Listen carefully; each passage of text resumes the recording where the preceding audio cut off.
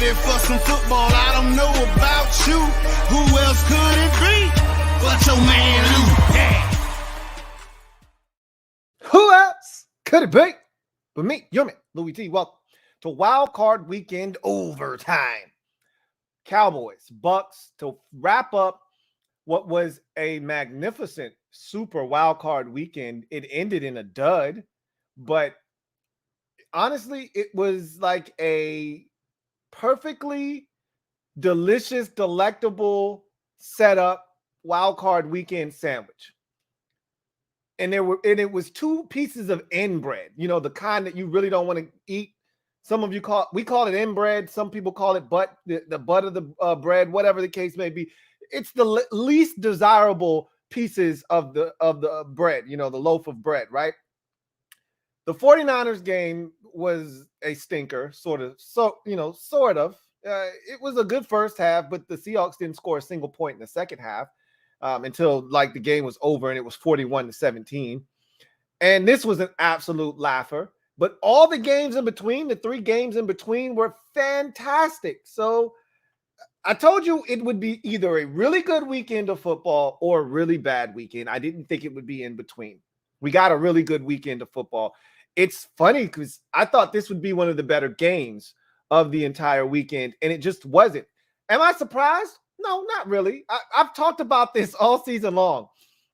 I was talking to my dad. My dad's a massive Cowboys fan, as you guys all know, for those of you who have been watching for any amount of time. Boss Man is a massive Cowboys fan, and they had the kids over the weekend, so I went and picked them up, and we talked about this game tonight, and I asked him, did he think they were going to win? And he said, of course we're going to win. I'm not confident, but, he said, look, at some point we have to beat Brady. And if it's not going to be tonight, we'll never beat Tom Brady. And I looked at him, with the most sincere, deadest stare into his eyes. And I said, if you don't turn over the football, you will win tonight because the Buccaneers stink. He's like, I know this to be a fact, but I don't trust Dak to not turn it over. Neither do I. That's why I thought this would be a much more competitive game, because the way Dak had been playing 7 straight games with the turnover and some of the decisions that he was making, very questionable at best. That's putting it mildly. To lead the league in interceptions, to do the things that he had been doing the last 2 months of the season, it left a lot to be desired, and it really made me feel like this game was going to be a lot closer than it needed to be. Because, and I said from the jump, don't allow Brady to be close. If you're going to kill him, kill him. Yeah. Don't allow this thing to be within striking distance late, because you know what Brady's going to do to you. And the Cowboys made sure that this thing was not close at all. And it started with Dak Prescott, and then it kind of matriculated its way to that defense.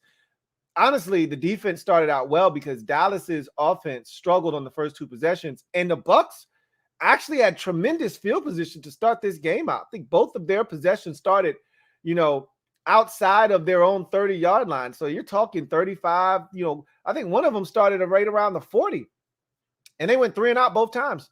It went backwards once, maybe twice. Either way, Dallas started out phenomenally on defense, and it really gave the offense a chance. Because what would have happened, what would have happened had Tampa Bay been able to mount some type of offense and scored any kind of points, whether it's a field goal or touchdown, it didn't matter. On one of those first 2 possessions when Dallas was struggling, Dak in that offense would have felt the pressure. I think it would have really started to snowball on them. But what effectively happened was the defense gave them an opportunity to settle into this game. And once he settled in on that 3rd possession, it was no turning back. And I agree with Troy Aikman. I think that is the best performance I've ever seen from Dak Prescott. And the thing that's really funny is that I've been saying this about Dak for the last 2 years now. And I get it. The big ankle injury. He hasn't really been looking to run since. Cool, I get it. But Dak's the most dangerous when he's mobile, when he's on the move, when he's a part of the run game. They used him on an option play where he kept it down by the goal line. He had a scramble that, netted them a first down. He had another run where he, extended the play to Dalton Schultz for the touchdown. He had another one on the outside where he got it to Michael Gallup in the back of the end zone. His legs were as big a part of tonight's performance as his arm was. And when he is doing that, when he is able to be mobile, it adds another dimension to this Cowboys offense and makes them that much more difficult to defend. And so I thought it was his ability to extend, use his legs, be a part of the run game. And then it was him being decisive, knowing where to go with the football. And you got to give credit to that offensive line. They shuffled around some pieces. They started the game with Jason Peters at left tackle, Trey Smith or Tyler Smith at left guard. And, Tyler Biotis came back tonight. He was back at center. They shuffled around pieces. And then, the old 40-year-old Jason Peters gets injured. Out goes Tyler Smith back to left tackle. In comes Connor McGovern. And I thought the line was outstanding tonight. The Bucs really didn't sniff Dak Prescott at all tonight. He had all the time he needed to survey the field, find open receivers, and he didn't miss. He didn't make bad decisions. He didn't make inaccurate throws. He was on the money. They were open, and he didn't miss. And it was just an avalanche once they got going on offense. He started out 0 of 2, and then he hit his next 11 or 12 passes straight in the game, and they couldn't get a stop defensively. It just was one touchdown drive after another, and the Buccaneers had their chance. And we'll talk about Tampa Bay. I don't want to talk about them right now. I want to talk about Dallas and what they were able to do. Then we'll get to Tampa Bay. To the victors go the spoils. It was the only thing tonight that was an annoyance, because the game wasn't in the balance. It wasn't close. It was the missed extra points by Brett Maher. And, it's just one of those nights. Next week, he'll probably be perfect from the, extra points and all will be right with the world. But it was one of those nights where he just couldn't find the distance. He did ultimately make the last kick that he had, which, had to be good for him. But that outside of that, they couldn't do anything wrong tonight, man. CeeDee Lamb had an easy walk-in touchdown on a blown coverage. Michael Gallup scored a touchdown. You had 2 from Dalton Schultz, 4 touchdown tosses from Dak Prescott. The run game was solid. This was as clean a performance. And this is what I'm talking about with Dallas. This is what I've been referring to. I said, Dallas is one of the most talented teams in the NFL. And I said, if you're Dallas, this is the year. This is the year, because you were set up for success to win this game, because I said, whomever comes out of the NFC South is going to stink. No matter if it's Carolina or Tampa Bay, you should win that game.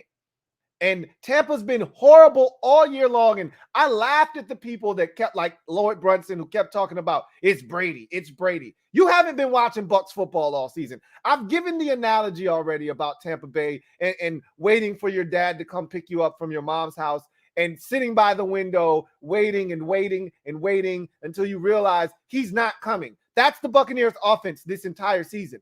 You've been waiting for that Buccaneers offense to explode, waiting, and people got excited over that Week 17 win over Carolina where Mike Evans goes bananas, and I'm like, that's not good enough for me, okay? It's Carolina. It's family business. Those things happen. I'm still not sold on this Buccaneers offense all of a sudden clicking. And the Cowboys defensively, they did the thing that you have to do to Tom Brady in order to fluster him. They got to him early with interior pressure, okay? Just hit him 2 or 3 times on the first 2 possessions, and Brady's going to get rattled because he doesn't want to get hit. And they got interior pressure, and then you had Micah Parsons flying all over the place, and Brady was shook. And you could see it even when he was protected. He had happy feet. He was never comfortable until the game was no longer in the balance. And so you got to credit Dallas up front for getting pressure, because on the back end, Dallas could have been exposed. There were open receivers early in this game where Brady just wasn't comfortable, or there was a Cowboy defender in his face and he couldn't step into the throw. Whatever the case may be, you got to credit them because they got issues on the back end, okay? I am not sold on what the Cowboys – they got Xavier Rhodes, 87 years old, out there at corner. You saw him get cooked by Mike Evans in the end of the game, but Brady just was a little bit too far on the throw. Like, they're not safe on the back end, are the Dallas Cowboys.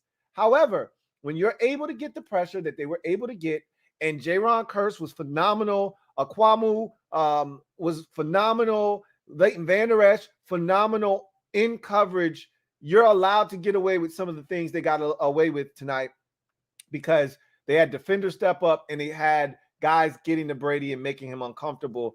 And I still contend that you can run the ball on the Dallas Cowboys, and shame on the Buccaneers for not even really attempting to do it. And I'm going to get into the Buccaneers here in a second, but what a win for the Cowboys. And it's scary now as a Washington fan looking at this from afar. This is scary because I told you when you get into the playoffs, all it takes is one victory to build confidence, and it swells. And Dallas is capable of riding this wave of emotion going to San Francisco next week. And I'm going to tell you right now, I'm going to be frank and honest with you. If they don't turn the football over next week, they will go to San Francisco and win that game. If they don't turn it over, okay? They will go to San Francisco and win that football game if they don't turn it over. That's a big if, because San Francisco is a much different animal defensively than the one they faced tonight.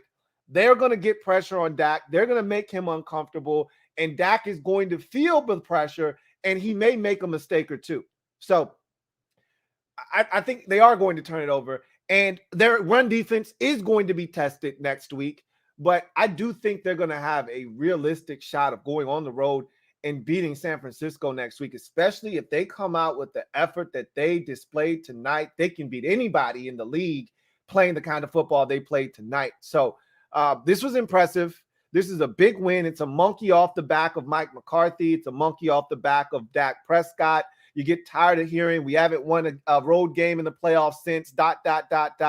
You get tired of hearing about the struggles on grass. You get tired of hearing about all of the, different things that surface with this Cowboys team. Well, you knock a lot of that out with this win. But if you still want the narrative to change, you're going to have to win next week, because people are still going to talk about haven't played in a championship game since 1995. You're going to keep hearing that over and over again if you don't win next week. So you conquer one demon, and now there's another one that you're going to be faced with next week. But I like the position that the Dallas Cowboys are in. They're playing with the confidence that they're playing. Dak Prescott coming off the best game probably of his career. 4 touchdown passes, a rushing touchdown. They had it on tilt for a stretch there from the third possession, which was probably midway through the first, all the way to, the midway point of the third quarter. They couldn't be stopped. The Buccaneers didn't get a defensive stop and force a punt from the midpoint of the first quarter until the 4-minute mark. I think it was 4:05 left in the third quarter. It was the first time they forced Dallas to punt the football since the first 2 possessions of the game. So they essentially had it on tilt for 2 full quarters of this game where they could not be stopped. And so if they can duplicate that against a much better team in San Francisco, which they're fully capable of, we could be talking about an all NFC East NFC Championship game, which is the biggest fear that I had going into the playoffs, because I knew this was possible. I've already laid out this scenario for everyone, and I said, I'm really nervous because Dallas is going to beat that first team that they play if they don't turn the ball over. And I wasn't counting on them not turning it over with the way Dak had been playing, with Kevontae Turpin, muffing punts and kickoffs left and right. I just assumed something bad would happen at some point. They never came close to turning the ball over in this game. Not even once, not even remotely close.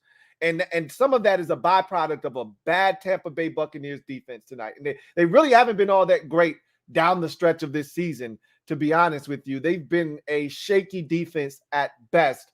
And they were absolutely gutted tonight, where the Buccaneers, after 2 outstanding possessions to start, Dallas had their way with them for the better part of 2 full quarters, spanning the midpoint of the first all the way to the midpoint of the third. So great performance by the Cowboys in getting the win 31-14 And the score really doesn't indicate how thorough of an ass whooping this really truly was. Okay, the score is not indicative of how one-sided and of a beatdown this really was.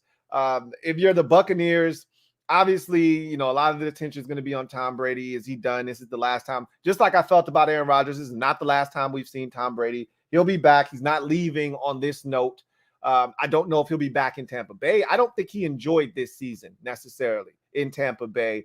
I don't think that Todd Bowles is the right coach for him. And I don't think that, even though they've had some good music in the past, I don't think that Byron Leftwich is the right offensive coordinator for him. I say that because at this advanced stage of his career, Tom Brady should not be throwing the football 66 times in a football game. I don't give a shit what the score is. All right. This game wasn't a blowout from the time that the Cowboys hit the field. They didn't score 21 points in the first quarter, and the Bucs had to abandon their game plan and just go straight to the air, strictly, throwing the football. This is who they are. This is who they've been, which is why Tom Brady led the league in completions and passing attempts. And at 45, he shouldn't be doing that. You should be using the run game to set up play action fake. You should be protecting Tom Brady. Look, he can still do it. And when you need him, it's always nice to be able to pull that rabbit out of the hat. But he should not be the sole reason you're in ball games offensively. And to me, let's talk about that, because I was disgusted with their red zone offense today. And it's been this way all season. But in particular, the first possession where Brady throws the pick, disgusting, because you get down inside the 5 to the 4-yard line, and you got all the momentum on this drive. It's 6-0. Dallas has already scored a touchdown, but they missed the extra point, which would be a theme of the night. And all you need is a touchdown, and all of a sudden we got a ball game on our hands. You score on that possession, even if it's a field goal, this is a different ball game. The first play, you try to set up like a pseudo, little fake toss. I think that was a 2-point conversion. The first play, I can't remember. I think you tried to set up like a little screen or something, and Micah Parsons knocked it down. And I'm thinking, okay, run the ball. What are we doing here? You got 4 yards to get against a light Cowboys defensive front. Run the football. You have playoff Lenny in your backfield. This is the time to use him. Hand the football off 3 times in a row if you need to. You should be able to gut Dallas in this particular situation because you're more physical than them here. You're bigger, you're stronger. This is when you're supposed to lean on them. They're a light defense that flies around. You try to get cute. You try to throw a little screen, and it gets batted down, almost gets picked off. Then you come back on the next play. I'm thinking, okay, they're going to run it this time. They're definitely going to run against Dallas this time. And now Brady's back there standing around, and I don't know what the hell he was thinking he was going to do there. He couldn't have been trying to throw it away, because I've seen Brady throw the football away, and he does not have a problem throwing it into the first row. So clearly he thought he was going to give someone a chance. This is where they missed Gronk. And this is why this offense struggled in the red zone, because when all else fails, there was always 87. I could just throw it up to Gronk, and he would go and get it for me. They didn't have that guy this year. And he threw a pick, and it was a bad pick. And something in the back of my mind as I'm watching the game, I'm saying, they've talked about Brady not turning it over 3 different times in the red zone since he's gotten to Tampa Bay. They even put at the very bottom of the chyron that they put up, 414 attempts, most in NFL history without an interception, active streak. I said, oh, well, they're trying to put the kibosh on him right now. They are trying to make sure this man turns the shit over. And wouldn't you guess, they talked about it, they showed it again, they talked about it again, and then he throws a pick. I said, you guys, bravo. You put that streak away quick. But that's on Byron Leftwich. For all of you, Byron Leftwich should be a head coach. Hey, knock yourself out. I don't want any parts of his ass. Anybody that abandons the run the way that he does, I don't want anything to do with you. Because while I may sit here and, as a Washington fan and tell you, hey, I don't want to run the football, twice as many times as I throw it. There's still a place for running the football in this league, especially when you get into the red zone. And I've talked about this before. The best red zone offenses are the ones that can run the football into the end zone. And the Buccaneers struggled this year. One of the big reasons why they do not run the football enough. And they did not run it enough in this game. Now, they weren't having a ton of success when they did run it, but that's different. When you're trying to run it 1st and 10 from your own 27-yard line versus 1st and goal from the 4, 2nd and goal from the 4. Run the damn ball. They didn't. All right. I don't think they ran it once. They were in the red zone 3 different times tonight. I don't think they ran it a single time in the red zone in tonight's game, which is just amazing to me. But I digress. The defense was atrocious after the first 2 possessions. They didn't get any pressure on Dak Prescott. They really, truly miss Shaq Barrett. They don't have anybody that one-on-one can just flat out win a matchup and get to the quarterback. Dak had all day to throw in this football game. He was as comfortable as one could be. I was like, hey, somebody get this man a recliner. I mean, shit, he is comfortable back here. Go get his slippers, okay? Get him a beverage and a snack. Get him the remote. He shouldn't have to get up. He's comfortable back there. I mean, damn. And then the secondary, they're confused. They're giving too much space. I mean, these are easy pitch and catch opportunities. The tight end, they act like they had never seen the tight end before a day in their life. You got Dalton Schultz running up the seam all night, wide ass open, all night long, all night, all night long, all night. You would have thought after the 22-yard touchdown, hey, somebody get on 86. Nah, we're going to just keep leaving that guy wide open. He killed him tonight. They blew coverage on the CeeDee Lamb touchdown. You finally scored a touchdown. The game is not over, but it's probably not going to be a comeback. But we've seen some crazy shit this weekend, man. I mean, this season in general. 33-point comeback, 27. We just saw a 27-point comeback 2 nights ago. We saw a team down 17-0, forge a comeback. We've seen some crazy shit in these playoffs, man. And the defense promptly gives up a nice, solid return, followed by 3 plays, and they're just like that in the scoring range. Well, goddamn, have some backbone, defense. Do something. Todd Bowles is lost as a head coach, and I like Todd a lot, man. I felt like he got a raw deal in New York with the Jets, but his temperament is not right for this team, and I've already stated this. I don't need to have this conversation because I've already had this conversation. His temperament isn't right for this Buccaneers team. They need a guy that's fiery like Bruce Arians. They need that type of personality to light a fire under their ass. He's not it. He's too laid back. He's too conservative. This is the playoffs, dude. It's 4th and 3, and you're getting your ass reamed. I think at the time it might have been 12-0, and that may have been the right decision, But it's 4th and 3, and you got Tom Brady. They haven't stopped your or Dallas's defense or offense hasn't stopped Dallas's, or your defense hasn't stopped Dallas's offense in the last 2 possessions. You need it right here.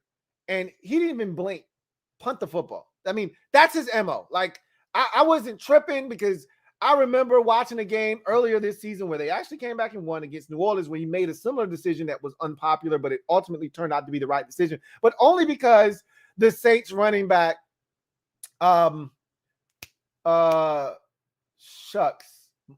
Ingram didn't get the first down.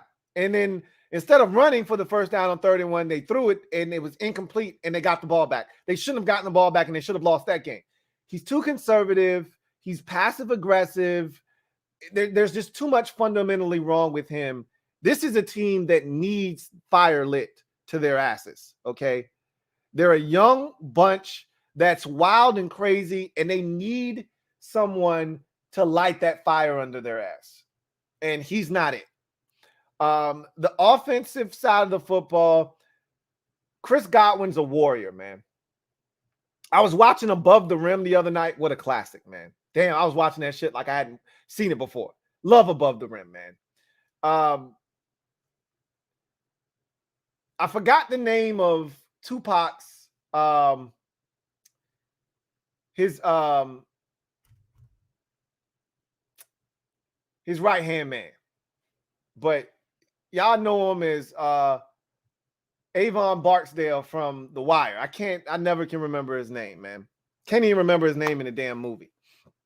Anyway, when they were talking shit in a car with him, and he told him, pull over right here. And he goes out of the car and he beats up a couple of dudes because they owed him money. And he comes back in the car and he says, I'm a soldier. All right? I'm a soldier. That's how I feel about Chris Godwin.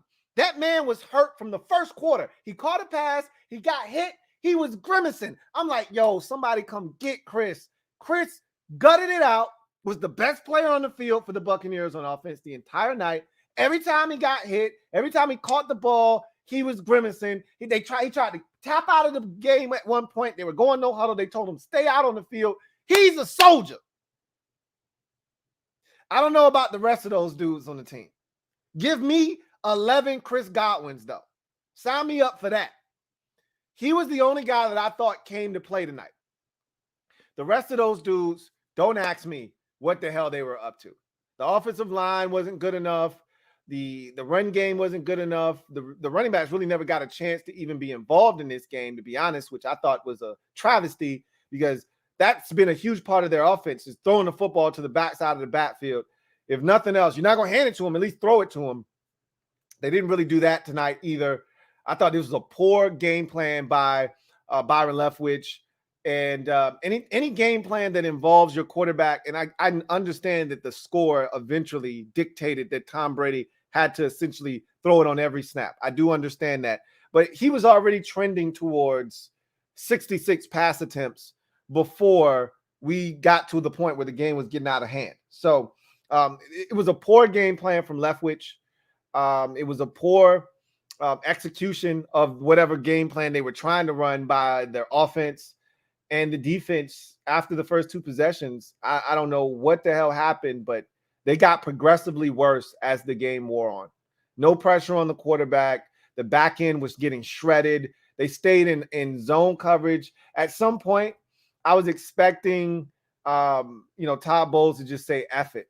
And they're going to have to beat me over the top. But I'm not going to sit back in zone and let these boys just continuously, chip away at me. 8, 12, 16, 8, 4, 9, 12. They got to, look, just kill me then. But you're not going to keep doing this. He kept, I think in his mind, going into the game with the way Dak was struggling, he kept thinking to himself, the next play will be the play where he'll make a mistake. A ball, a tip off, because some of his picks have been balls tipping off of guys' hands right into the hands of a defender. Like all of these interceptions have not been on Dak Prescott. And I think in Todd Bowles' mind, if we just sit back in zone, he'll make a mistake or a ball will tip off somebody's hands and we'll get the break that we're looking for. This is what has happened to them during this 7-game turnover streak that they've been on. So we'll just continue to sit back. We'll bring a guy here or there, but for the most part, we're not going to be overly aggressive. We're not going to challenge them. We're not going to play a ton of man. We're just going to sit back and we're going to allow him to make some sort of mistake. And it just wasn't happening tonight. And at some point, he needed to realize that. When Dak started to heat up on that second possession, when they scored to make it 12, after that, he should have said, all right, I'm going to see what you got. I'm going to heat your ass up on this next drive. Put you in the damn microwave and see what you do with it. And he just didn't. He just let Dak continue to cook back there. And once he got hot, it was too late. It was nothing they could do about it. Then he tried to start bringing some zone blitzes and shit. It didn't matter. At that point, Dak was in the zone. He's seeing red. It was a masterpiece put on by the Dallas Cowboys tonight. And now you ask, is that it for Brady? I don't think it is, but we'll see. He's got a lot of options. He could be out of Tampa Bay, go somewhere else. He could be back in Tampa Bay. He could retire, go straight to the booth. He's already got a contract in place with Fox. There's a lot of options for him. We'll see what he decides to do. I don't think he's going to end on this particular note, but you never know. he got his ass kicked tonight. Not necessarily physically, but mentally, he got his ass kicked tonight. He got his ass kicked this season. Really, this is a tough season for him. Does he want to go through this again? Does he love it enough to go through it again? I think we can already answer that. He's played for as long as he's played. He definitely loves it enough to do it again. The question is, does he want to? And maybe he does want to do it again, just not in Tampa. We'll see. But I'd be lying to you if I said I was shocked, because this is who Tampa Bay's been all season long. This is who they've been. This is why when people keep saying, but they got Brady, and I'm like, you ain't been watching, have you? When somebody says, but they got Brady, I just say, okay. I mentally make a note. You ain't been watching the Bucs this season. You just know that they got Tom Brady. That's it. And, because they got Brady, that means that carries a lot of weight, as it should. But you ain't been watching, because this is the Bucs. The team, there's a reason they were the only team with a losing record to make the playoffs this year. They were awful for much of the season. If they played in any other division than the one they played in this season, Brady would not have been in the playoffs this year. You saw why. Anyway, I digress. Let's get to the comment section and see what you guys have to say. So, for those of you who are new to the channel, welcome. Hit that subscribe button for more great content. Turn on your notification bell so you don't miss a thing. Also, if you want to have your comment read, use the hashtag LouieTLive to have your comment read on the air if it is pertinent. We will get to it if time permits. We've got plenty of time tonight, so we should be able to get to them.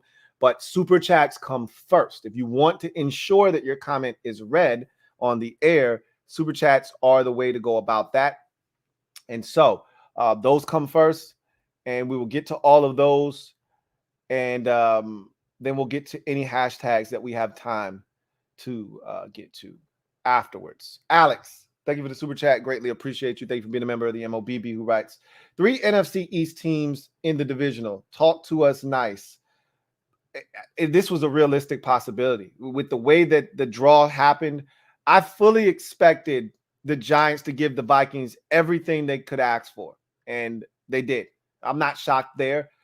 I said if Dallas doesn't turn the ball over, they're the superior team to whomever came out of the NFC South, whether it was Carolina or Tampa Bay. The only way Dallas was going to lose this game is if they played down to the level of the Tampa Bay Buccaneers. They did not do that tonight, and you saw the outcome of the game. This is what Dallas has been doing when they've been playing good football. They've been running up the score on teams. They did it to Minnesota. They did it to Indianapolis. They've done that this season to teams. When they're on their shit and they're not turning it over, this is what they're capable of doing, which is why they are so dangerous.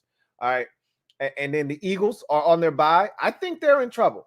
Now, I think they're going to beat the Giants, but it's not going to be a cakewalk. And I wouldn't be surprised if they're in for the fight of their life in that game, because the Giants are playing with a ton of confidence right now, and they're healthy. And Jalen Hurts, I think, is going to be banged up for the remainder of this season. So it's going to be interesting. But this is what the NFC East has been about this season. They won all of those games. They got to the playoffs. I'm not surprised that of the 4 teams remaining, 3 of them are NFC East teams. I'm not shocked by it. Not one bit. Donnie Dragon, thank you for the super chat. Greatly appreciate you. Who writes, I'm snitching. Jalen, they, them boys were out there celebrating elderly abuse. Hey, they got the Tom's ass late in this game. But, it was one play that did it for me where I was like, hey, somebody go get Tom ass. Tom was rolling out of the pocket to his left. And I don't even know if he knew who it was. He just saw a flash of blue. He saw colors. And Tom just took the bitch and just threw the shit. Tom took that bitch and just threw it at the feet of somebody. I don't even know if it was his receiver. It was a Cowboy defender. He just took that bitch and threw it about 4 yards in front of him. Like, I don't want that shit. Tom does not want the smoke at all, man. Tom does not want to smoke at all, man. It was definitely some elderly abuse going on out there, man. But he asked for this. All right, he asked for this. John Cedillo, thank you for the super chat. Greatly appreciate you. Thank you for being a member of the MOBB. My guy, John, writes, sup, Lou? Sup, John? Kind of shaky start, but it was great performance by 4 after settling in. Still want to see how things go against San Francisco, but more excited now, as you should be.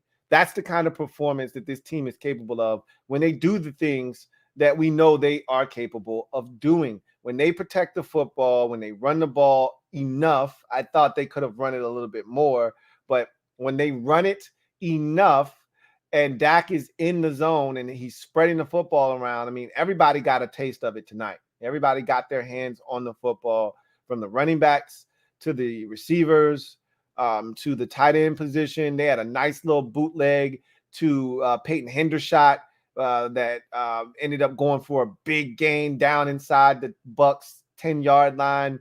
Like when you're spreading it around like that and everybody's getting a touch, it becomes that much harder to defend this Cowboys offense because they've got a lot of weapons. Let's see. Drinkable Measy, thank you for the super chat. Greatly appreciate you. Drinkable Measy writes, what up, Lou? I am not impressed by Dallas when Brady has been terrible all year. You should be.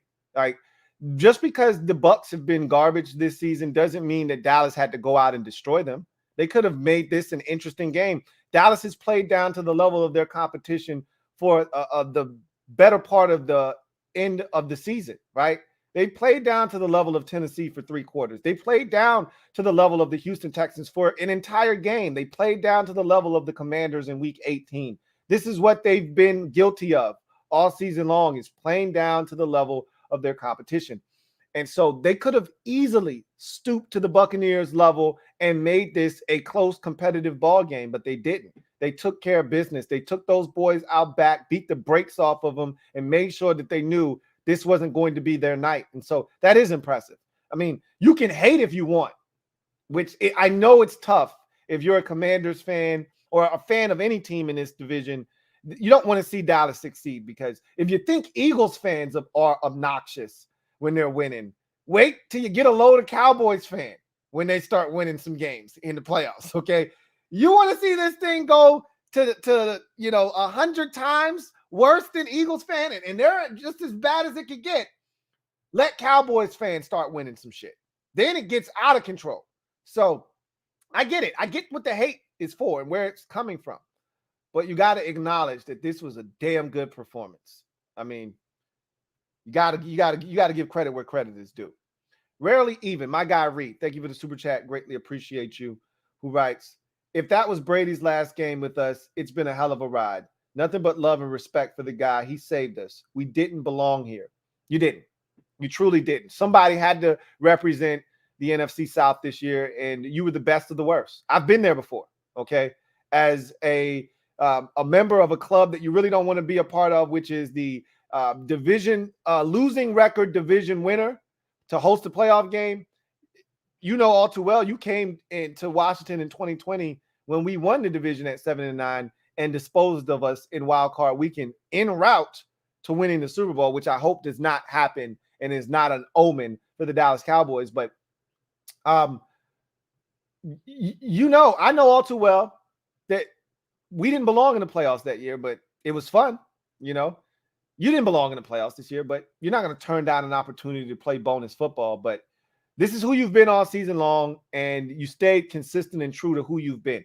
I was hoping that wouldn't be the case, but that's exactly what you did tonight. Ree, thank you for the super chat. Greatly appreciate you. Double up. Thank you for doubling up. Who writes, we need to add an explosive weapon in the offseason, Lou. Need a McCaffrey/Debo type guy. Need some electricity either in free agency or the draft. You could definitely use some more explosiveness on your offense.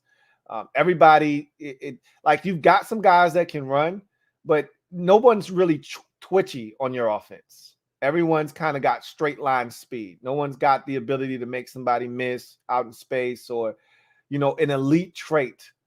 You got a bunch of guys that are really, really good, but you could use some twitchiness. You could use some explosiveness. I agree with that. wholeheartedly. All right.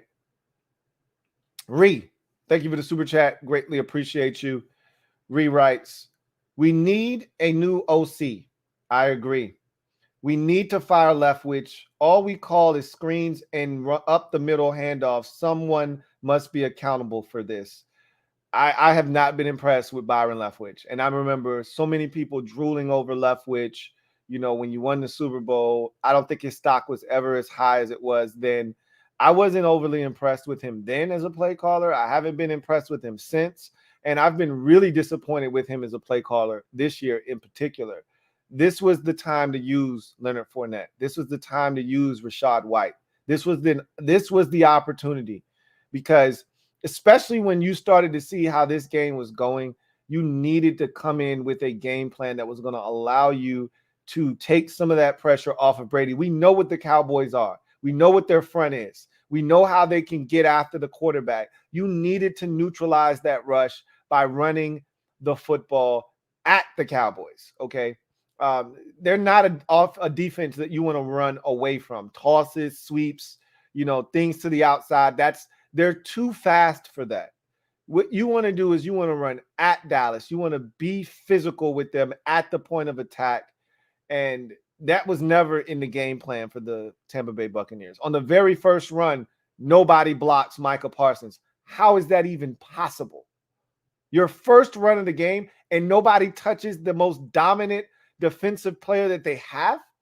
He was too involved in a lot of the plays early in this game. Whether it was, a play where he blitzed and the running back barely got a piece of him and he's chasing Brady and Brady, isn't able to get a solid throw off to an open receiver, or down by the end zone, nobody touches him. He comes scot-free and deflects it and almost picks it off. You guys acted as if you didn't know that Micah Parsons, was an all-pro or something. I was totally, baffled by the fact that he didn't have a body on him at all times or wasn't accounted for better in this game. It's not like he had 3 sacks in the game or anything, but he just was too active. The very first play of the game, he gets a tackle for a 3-yard loss. Like, what are we doing? What are we doing here? Like, come on. Big Daddy Butts, thank you for the super chat. Greatly appreciate you. Who writes, what's good, Lou? Question, what do you think about Phil Longo, UNC Wisconsin OC coach for our OC coach? Not happening. I talked about that already. I did a whole entire video. I think it was the last episode of Commanders Nightly News for the season finale. I gave you a list of viable candidates for offensive coordinator, and he was an honorable mention, but he's not going to be a guy that they're not looking in the collegiate ranks for their next offensive coordinator. I assure you of that. It's going to be a veteran retread offensive coordinator, a guy that has called plays in the NFL before. We're not going to be happy with the guy that we get. I'm just going to tell you that right now. Like, I saw Josina Anderson tweet out today that Washington had asked permission to interview the Dolphins pass game coordinator, Darrell Bevell. All right. No, like, that's not what you want if you're a Washington fan. This guy's been fired twice as an offensive coordinator. He's been unimaginative as a play caller. That's not the guy you want running your offense. That's the kind of guy we're going to get, though. So just understand, just kind of wrap your brain around that. Brandon J, thank you for the super chat. Greatly appreciate you. My guy Brandon J writes, what up, Lou? What's up, Brandon? Says, good win tonight. Feels good to get that monkey off our backs. Hopefully this is the year to right some wrongs. Brady, check. San Francisco, then Philly. One step at a time. Feels good, feels good.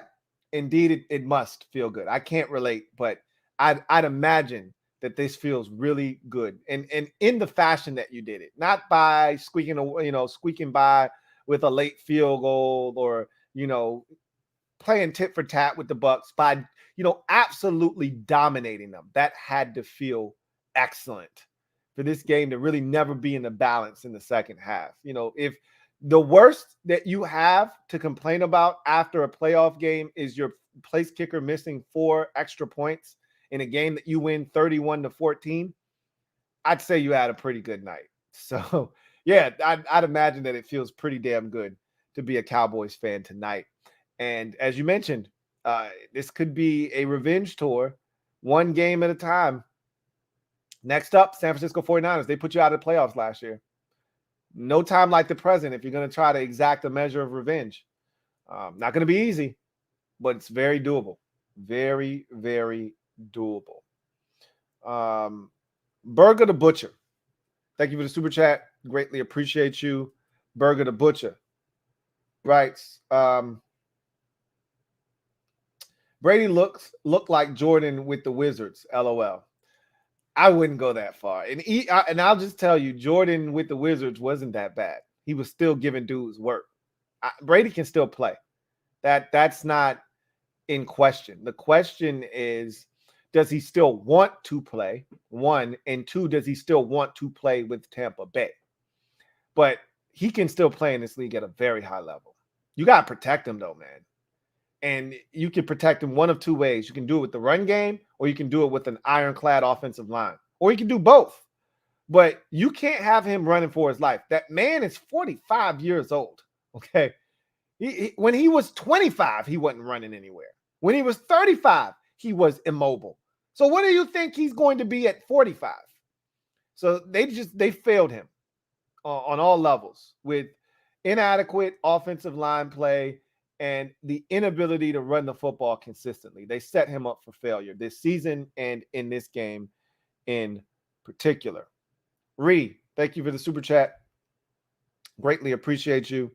My guy Ree writes, I will always appreciate Todd Bowles as a DC. He made magic as our DC. That game plan in Super Bowl 55 was brilliant. He is not a head coach. I agree with you wholeheartedly. Todd Bowles, to me, this was his chance, and I didn't love him for this particular team.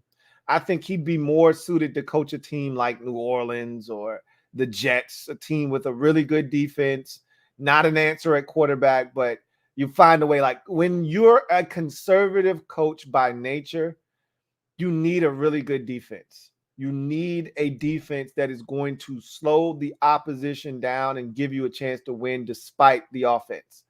Because most defensive-minded coaches coach the game the same way. Offense, just don't screw it up, and the defense will keep us in the game. Well, now you've got a team where the offense is the catalyst. You got Tom Brady. You got Mike Evans. You got Chris Godwin. You got Julio Jones. You got Cameron Brate. You got Cade Otton. You got Leonard Fournette. You got Rashad White. You got all these weapons. You got, Gage, and prayers up for, Justin Gage. And is it Justin Gage? I feel like that was the Bears Gage. I don't know. I might be mixing up my gauges. Yeah, enough weapons to be dynamic offensively. Scotty Miller, and you weren't. And he made what was a dominant Bucs offense for the last 2 years prior to this year. He took a dominant Bucs offense and made them look like Zach Wilson was their quarterback. Them barely scratching, 16 to 19 points on the board a game. And that's what a conservative head coach will do for you. That's where a bad play caller and a head coach who's conservative, you put those 2 things together and this is what you get. I agree with you wholeheartedly. Wood Harris, that's his name. Thank you, Face Vengeance. Wood Harris. I don't know why I always forget his name because I love him as an actor. Let's see. Brandon J. Thank you for the super chat. Greatly appreciate you. Double up. Thank you for doubling up. Who writes, my kicker has the demons now. Hope he shakes it off. I think that last extra point that he was able to make, it really did wonders for him, And look, sometimes you have a bad night. And I don't know if that carries over in game, though, which is why I was totally on board with Mike McCarthy not sending him out there for the field goal. He was going to miss that field goal. Excuse me. In game, you as a kicker, when you've missed that many kicks, you begin to overcompensate, right? So the first two he missed wide right. He pushed them right. So what was the natural adjustment? I need to kick it more to the left. What does he do on the third kick where he missed? He hooks it to the left. So he overcompensated. So now he's searching for answers. He has no clue what he's doing wrong anymore. The last kick was a clean kick, and it just kept sailing towards the right. He had no answers. He didn't know what the problem. Like most kickers, when they miss a kick, they know exactly what they did wrong. You know, if you're really good at your craft, you say, "Hey, man, I got under that one a little bit too much. I didn't strike it flush. I got it a little too far up. My foot too far on the inside. Like, you know exactly what you did." He had no clue. He was searching for answers. So it was just one of those nights. You go back to the drawing board and he practices. It's not like he's a bad kicker. I surmise that next week against San Francisco, he'll be back to being a quality kicker for you. But he had his struggles, man. He was going through it tonight. Really bad. Ree, thank you for the super chat. Greatly appreciate you, my guy. Ree writes, report just came out that Leftwich is set to be canned. Give me Bill O'Brien, Jim Caldwell, or Daryl Bevels as OC. I think Bill O'Brien would be a great fit for, if Brady's back in particular, would be a great fit for that offense. Caldwell is really good as well, but he's not looking to be an offensive coordinator. I think he wants to be a head coach. He's already told teams he's not interested in interviewing for an offensive coordinator job because he believes he's a head coach in this league. And so I don't think so. Daryl Bevel, I just talked about him. I'm good on him personally, but he might do wonders for your team. I'm not interested, but that's the level of coordinator that we'll be after and that we'll be able to get. Bill O'Brien, I think, would be perfect for your team, though, should he want to come back to the NFL.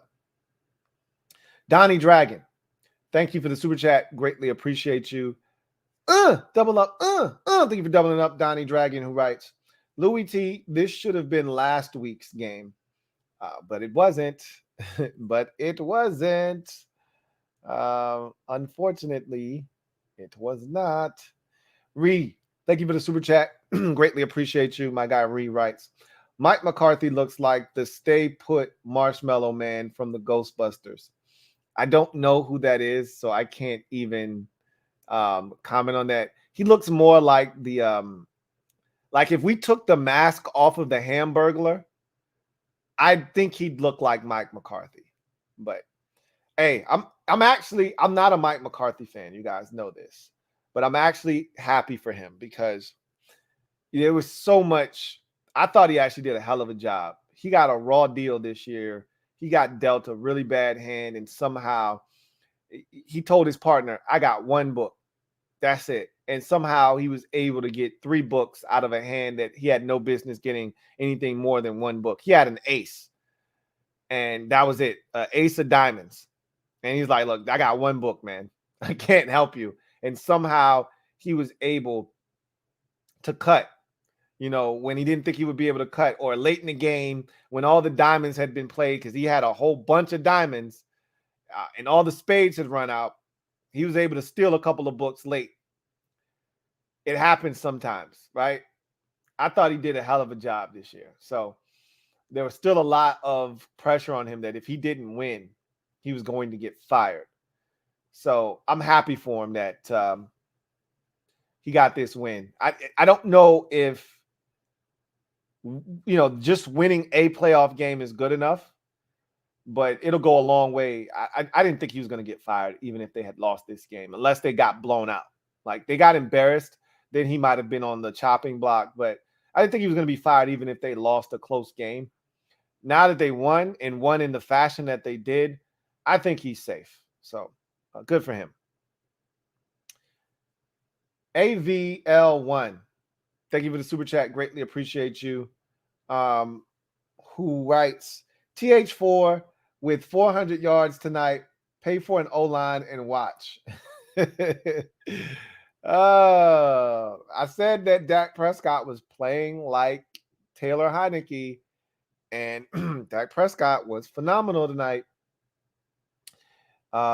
Taylor Heineke is not a starting quarterback, so you can stop now. The jig's up. They got us, man. They got us. You can stop now. Donnie Dragon, thank you for the super chat. Greatly appreciate you. Donnie Dragon writes, don't compare Tom to Wizards Jordan. Jordan played Kobe. Tom didn't play Jalen this year. Go Birds. I just want to hear LT say go Birds. LOL. I don't mind. It doesn't bother me one bit. Russell Gage. There you go. I'm calling this man. I'm thinking about the Bears Gage from a long time ago. It's Russell Gage. I knew it wasn't Justin. I was like, that doesn't sound right. Mike Jink. Thank you for the super chat. Greatly appreciate you. Thank you for being a member of the MOBB who writes, Big Lou. What up, Mike? He says, Chapter 3, Family Business. What you thinking? I think it's going to be a hell of a game. I think it's going to be a lot more competitive than the first matchup when the two teams played their starters. I do think Jalen Hurts is still compromised. This week definitely helps, but I don't think he will be fully healthy until the season is over and he's got time to heal. Like, I don't think people understand what exactly he did to his shoulder. That's a serious deal for a quarterback. So I think that the Giants are figuring out some things about the Eagles offense that I figured out a long time ago.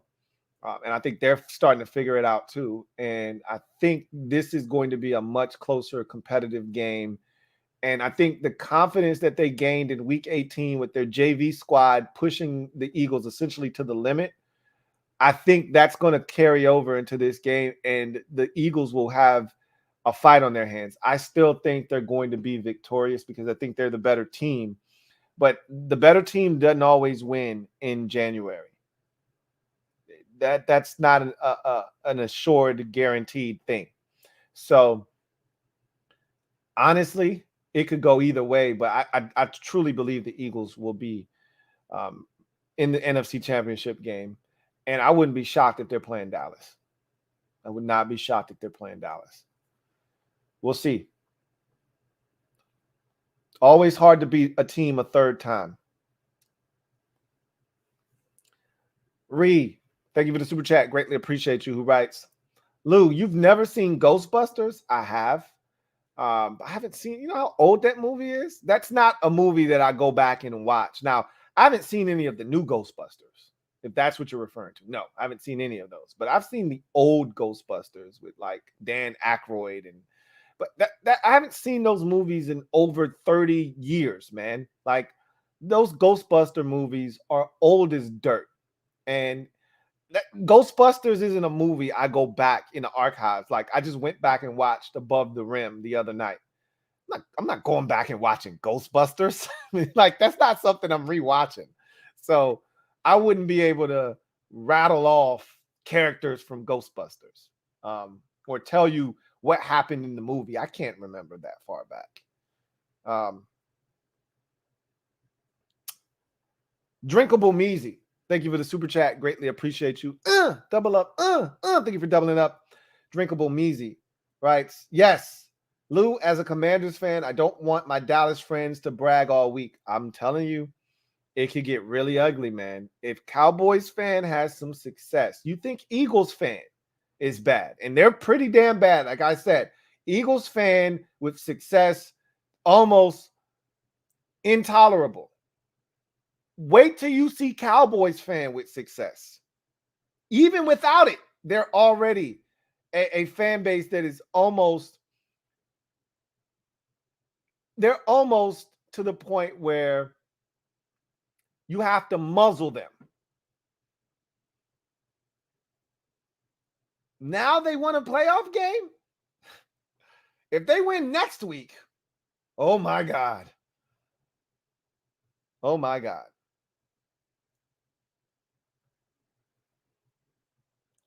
Anyway, I digress. Let's get to some hashtags before we get out of here. Gregory Lightbody says, I really don't want Josh Harris owning Washington, but he's the front runner now. I have no idea who that is. I told you, I'm really not going to get into the ownership thing. I don't care. As long as the name of the owner isn't Daniel Snyder, I don't give a shit. And the next guy might be just as bad as Daniel Snyder. I'm willing to take that chance. But I don't know any of these guys personally. I don't know what their ownership style is going to be. If you're spending $6 billion, I'd suspect that you'll be very meddlesome and want to have a part in the say-so of the roster, which is not what we want. But hey, if I'm spending that kind of money, if I were spending $6 billion on an NFL franchise, you damn right I'd have input. So there's only so much that I could expect from an owner. I just don't want him to be named Daniel Snyder. So at this point, I really don't care. Got another super chat. This one is from Ree. Thank you for the super chat. Greatly appreciate you. My guy Ree writes, you don't remember the giant marshmallow man that attacked the city in the first movie? And how dare you drag my third all-time movie down, sir? Of course we remember the big. I remember the. I don't know that. I didn't know that was his name, but I remember the marshmallow thing. But again, Ree, buddy, come on. That movie was probably like 19. If I had to guess, Ghostbusters. I'm gonna put 1988 on Ghostbusters. I'm gonna look it up now. I'm curious. I'm gonna put 1988 on Ghostbusters. Original Ghost 84. I should have known because I'm not sure if that's the one where Bobby Brown was on the soundtrack of the first Ghostbuster or if it was the second one. And Bobby was popping back in like I gotta believe that Bobby Brown was on the second Ghostbusters. Ghostbusters 2. That's got to be 87, 88. 89. That's right around when Bobby Brown soundtrack. I guarantee you this is the one. Yeah, there it is. Yeah, Ghostbusters 2. 84, he was still with New Edition.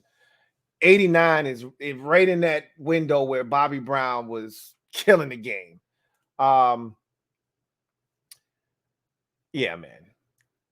You're more likely to get me to remember the soundtrack than the actual movie. I'm terrible, man. Anyway, I digress. Back to the top.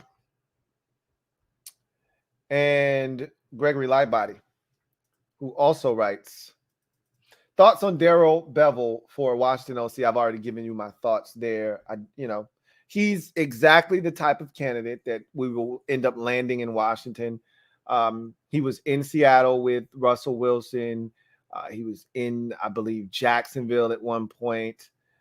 He's had a number of different runs around the league. He's a solid offensive coordinator, but he's not a needle mover for us. He's not a game changer. So again, but that's what I expected. I've already said that they're going to get a guy that's a veteran play card. They're not going to go and roll the dice on a young offensive coordinator. They did that already with Scott Turner and it didn't work out. So they're going to go the veteran route this time around. Niners fan actually got a super chat. So we will get to that super. Big Money Sonny. Thank you for the super chat. Greatly appreciate you. Thank you for the being a member of the MOBB who writes, come on, Lou, give us out on our own. Yeah, you already know. I'm thinking of the soundtrack. And you know I'm thinking about that Bobby Brown song. Of course, I'm thinking about that song. F. Altus. Thank you for the super chat. Greatly appreciate you. My guy, F. Altus writes, trading for Wentz deserves a head to roll. We are in the offs if we don't make that trade. NFC East in the division round, but us due to Ron being arrogant. Clown. I mean, do we beat the Vikings? I don't know. I'd like to think we would have had a shot, but the Giants, what I gathered, and I've already said this, I said it on Sunday night. What I gathered from watching this weekend's ball is that we really didn't belong in the playoffs. I mean, could we have put up a better performance than Seattle? Maybe. maybe. But that's who we would have been playing, San Francisco. We would have been the 7th seed if we would have gotten in. Could we have put up a better fight than Seattle did? Maybe. I'd like our chances going back to San Francisco and doing battle with them again. But we weren't better than the Giants. We weren't better than Minnesota. We weren't better than any other team in the playoffs other than maybe Seattle. And honestly, if we're being honest with one another, Detroit should have been in over Seattle. They would have been a much better game for San Francisco than Seattle was. So, and Seattle fought for the first 2 quarters of the game, 2.5 quarters before they ended up getting blown out. So, sure. I mean, if you want to, go all the way back to the Wentz trade, knock yourself out. It is what it is. But the bottom line is we weren't good enough. Scott Turner still is your offensive coordinator, no matter who the quarterback is. We still would have had issues.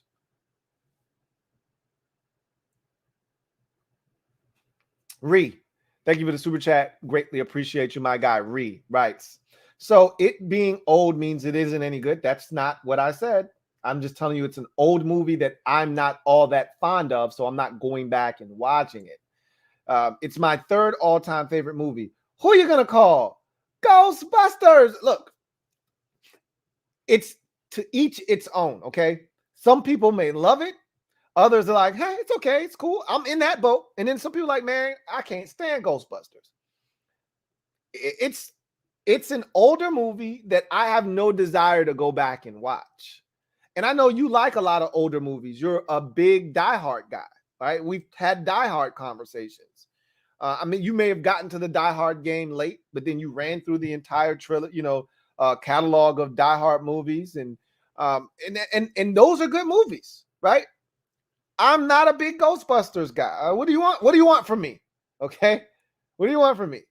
I'm not a big Ghostbusters guy, so shoot me. John Livingston, my guy, JL Smooth. Thank you for the super chat. Greatly appreciate you. Thank you for being a member of the MOBB who writes, Lou, we got to keep some receipts. I saw a lot of co-signers on BMS top 5 with 35-5. We play each other next year. Bart Scott. Can't wait.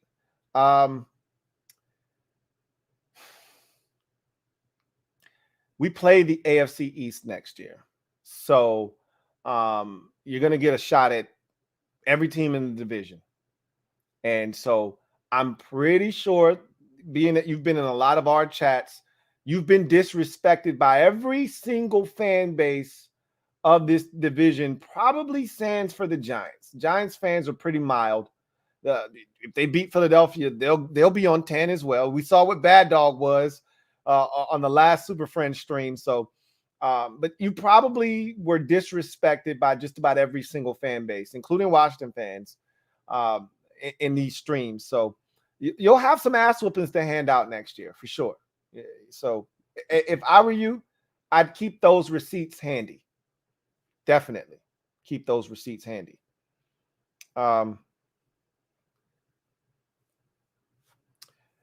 Big Money Sonny, thank you for the super chat. Greatly appreciate you. Double up. Thank you for doubling up. My guy, Big Money Sonny writes, hey, JL Smooth, I took a wild swing and missed. Let's see. Joe Rockhead J.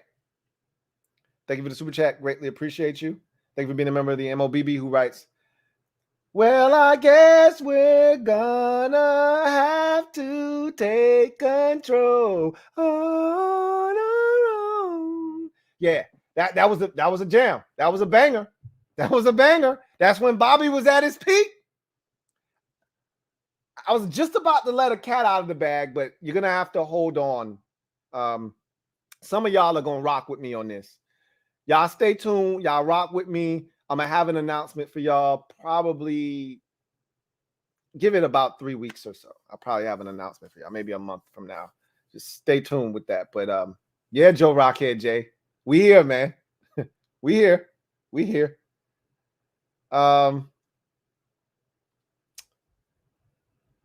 right. We were here with Niners fan who writes, how do we match up with Dallas? I think they'll get a turnover or two out of Brock, and we can't cover all their receivers. I've already said, if they don't turn it over, they're going to beat you guys. This is the thing. And it's going to be a fun game because some of the things that you do well are going to give them problems. I think up front, your line is going to pose some problems for them. And I think that because of Bosa, because of Armstead, because of Kinlaw, because of all of the guys you can throw at them up front, they're going to probably have to do some things with the tight end to keep him in the chip, or it's going to limit. Like, one thing Dallas doesn't want to do is they really don't want to keep their guys in the block. They want as many, receivers out in the route as possible. As Sean McVay used to say, anytime you keep a guy in, you lose 20% of your eligibles. You want all 5 guys out if at all possible. And a big part of their offense is Dalton Schultz at the tight end position. So they don't want to keep him in the chip or have him, get out to his route a little bit slower. So they may have to do some things with Bosa, and they may have to, help inside with the running backs with Armstead and Kinlaw and some of those guys. And Omenahu is playing really well right now. And so I think they're going to have their work cut out for them up front. The linebackers are outstanding. All of that shit Dak was doing today, running around, and that shit is dead next week. That's not happening. So what ultimately has to happen is they are going to have to establish the run, which is not easy to do against your defense. But if they can establish the run, take some of that pressure off of Dak, that goes a long way. And then they're going to have to protect. If they protect, I think your secondary is vulnerable. I've talked about this already. I think you can throw the football against the San Francisco 49ers in that secondary. Now, if you're not protecting up front, that secondary is allowed to be aggressive. And then you see guys like, Lenore and some of the other guys, Mooney Ward and those guys in that secondary having opportunities to make plays on the football. I think their defense is going to create a turnover or two. I agree with you.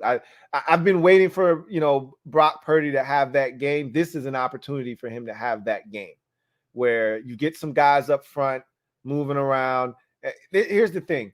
If you guys can establish the run early, because I think you can run, like, people just, for whatever reason, I don't know why teams aren't running against Dallas more. Don't be discouraged. They're going to make a play or two. They're fast on defense. So a guy's going to split, or he's going to swim right off the snap, end up in the backfield and tap. You can't get discouraged. They're not big up front. Dan Quinn's defenses, this goes back to his days in Atlanta. This goes back to his days in Seattle as a defensive coordinator. He's always had lighter defenses that fly around. Always. That's his MO. Defense is going to be a little light. He's going to sacrifice physicality, girth, at the point of attack for the ability to run sideline to sideline and have speed everywhere on the field. And you have to use that against him. And I have yet to see a team really, just say, I'm going to run it at you. I want to see what you're going to do. I think you guys have an opportunity to do that. To me, this isn't the game where you want to get cute and fancy and you want to throw a bunch of screens and no. Run it at these boys, force them to divulge an extra defender into the box, and then you start going play action fake, you suck them up, and here comes Debo on that that dig route, that drift route right over the middle of the field. You get it to them, and now they got problems. Or George Kittle is up that seam because they got to come up and respect the run, and now George Kittle is rumbling and being physical in their secondary, run after catch. I think these are the things you got. Isolate. They're so athletic, they get arrogant at times. They think they can cover Christian McCaffrey one-on-one with Anthony Barr or Leighton Vander Esch. Make them pay for that shit. It's going to be fun. It's going to be cat and mouse. I think it's going to be a really good game. And I think it's ultimately going to come down to two things, because the 49ers aren't great in the red zone. The Cowboys are one of the better red zone teams. And I think it's going to come down to turnovers. the two statistics that I talk about every week: red zone efficiency and turnovers. The team that makes the least amount of mistakes, I think, is going to win this game. And also the team that finds pay dirt more often when those opportunities, because I don't see a lot of explosive plays by both teams. Like, I don't see 47-yard touchdowns being scored by both teams. Like last week in your game against Seattle, there were a lot of explosives. You had the Deebo Samuel touchdown. You had the touchdown from DK Metcalf. I don't see a lot of those. The Christian McCaffrey run was huge. I don't see a lot of those type of plays. I see a lot of, chunk plays, 20, 15, 13. I don't see those. So when you get inside the 15-yard line, when you get to the 12, you get to the 7, you get to the 3, you got to find a way in. I think it's going to be a really good game. I'm looking forward to it.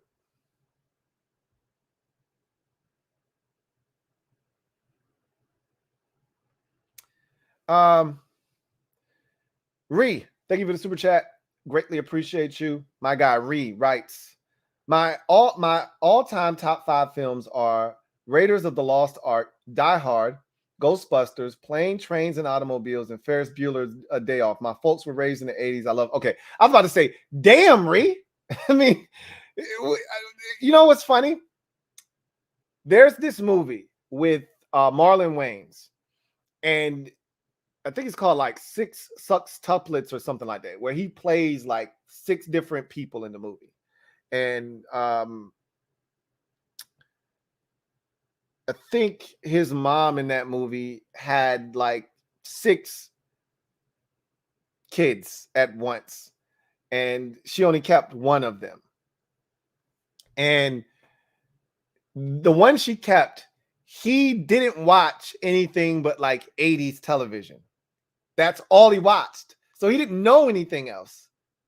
That's how I feel about you right now. Like, you literally just named movies from the 80s.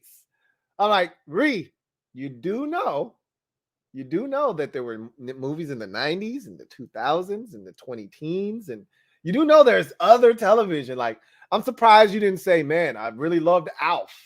And man, I tell you what, there were some good sitcoms in the 80s. I kid though. Ferris Bueller is a really good movie. I'm not Indiana Jones guy. Again, another movie that had a hell of a run that I'm just not a part of.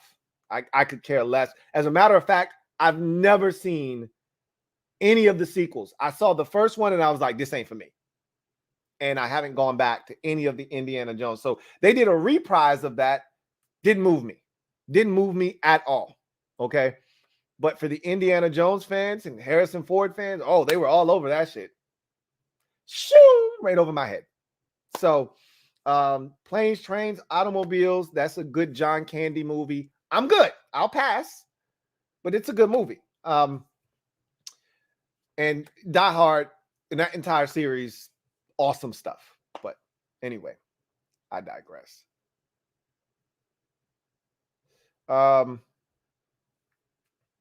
Big Money Sonny, thank you for the super chat. Greatly appreciate you. Thank you for being a member of the MOBB. My guy, Big Money Sonny, writes, Lou, you look shook at my super chats, bro.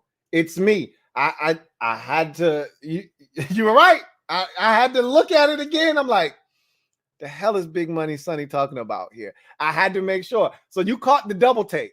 Well, I was staring at it a little suspiciously, like, am I really talking to Sonny right now? Or is this luck trying to get me? Hey, you know the look. As long as you know. And just the fact that you brought it up makes me feel a little uneasy, like you're trying to reel me in. So I still got my eye on you. Abel Ambrosio, thank you for the super chat. Greatly appreciate you, my guy. Abel writes, can we see a Louie T R&B album coming or a tour? Nah, absolutely not. Those days are over. Anyway, Big Money Sonny, thank you for the super chat. Greatly appreciate you. Who writes, Luck got you rapping Shook Ones by Mobb Deep, bro. Absolutely he does. I'm not gonna lie. I've already told you, I'm going to err on the side of caution at all times. I refuse to be like the members of the Super Friends. Their kryptonite is Luck. I'm sitting there looking at these supers, and hell, even when I was on the channel with Rio, and I'm like, bro, how many times are you gonna get got before you learn? You know? And immediately I see the comment, and I'm just looking at it like, don't do it. Don't do it. And then they do it. As soon as they do it, I can't help myself. You got. You got. John Livingston, my guy. JL Smith. Double up. Thank you for doubling up. Who writes, BMS, all good. At least till we see each other next year. What more can I say? Look, I'm not talking shit. So I just need you to remember, when it comes time for y'all to play the Commanders, just take it easy, buddy. Take it easy on me, okay? I don't have any smoke for you, okay? I once upon a time had smoke for you, and I'll never let this actually die. However, we've exacted our measure of revenge already. We did it back in, if I'm not mistaken, in 2015. I think we did it in the 15 year where we beat the brakes off of y'all. I was hot though. You know, I'll never live down the Sean Taylor game. The first game after his death, we roll out there with 10 dudes on defense, and the respectful thing to do, the cavalier thing to do, would have been to take a knee or to, you know, throw the ball out of bounds or something, and then we play football. Nope. You sons of a bitches ran off tackle on the left side to Fred Jackson for 21 yards, and I wanted to slap a bitch. I'll never forget it. And even though I like Buffalo, there's always that in the back of my mind when I see those bastards. But I don't want any smoke. Okay. I don't want any smoke. I'm good, bro. Big Money Sonny, thank you for the super chat. Greatly appreciate you. My guy, Big Money Sonny writes, Lou, what's your top 5 80s movies? Man, that's a tough question. I can tell you right now, number 1 is Coming to America. I can tell you that right now without having to think. Coming to America is my number 1 80s movie. First of all, I really love Eddie Murphy movies. So somewhere in that top 5 is probably going to be Trading Places. Somewhere in that top 5. I don't think it'll be 2 because there's some other really good movies in the 80s. But I would all but guarantee, I won't all, but I guarantee you number 1 is Coming to America. We can start there. Beverly Hills Cop 1 and 2. After 2, I'm good. I don't need any more. But the first 2, and both of those were in the 80s, especially the first one, you know, damn, that was good. So there's a number of really good movies from the 80s, man. Trying to think of some more. A lot of the movies, I want to say Lean on Me was 89. I don't think they made it into the 90s. I think that was 89 right at the end. So that's another movie that would be, you know, in heavy discussion for the top 5. It'll be hard to probably narrow the list down. Let's see. What else is a really good movie from the 80s? Whew.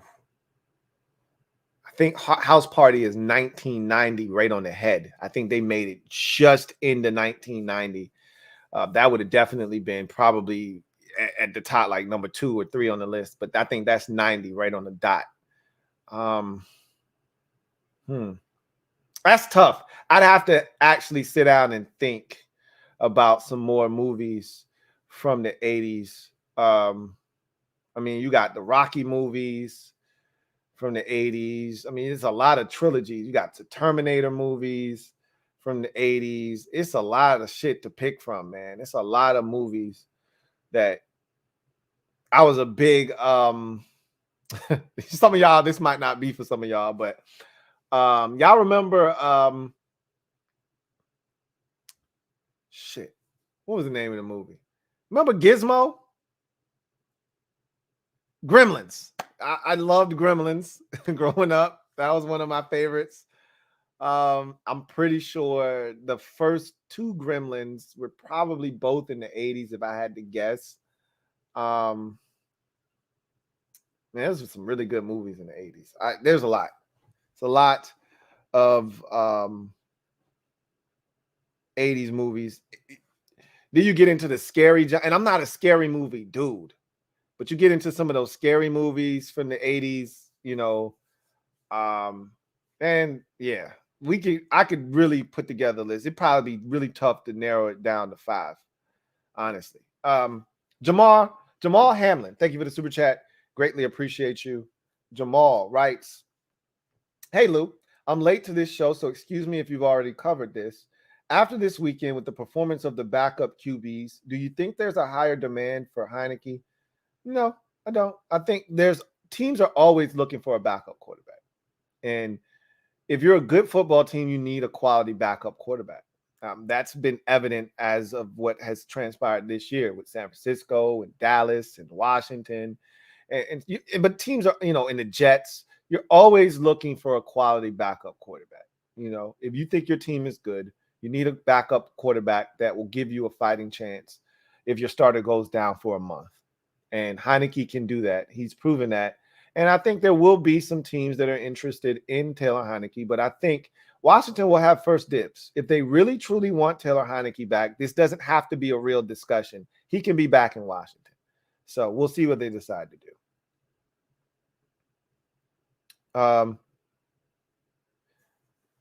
Big Money Sonny, thank you for the super chat. Greatly appreciate you. Big Money Sonny writes, y'all going to hate me for this.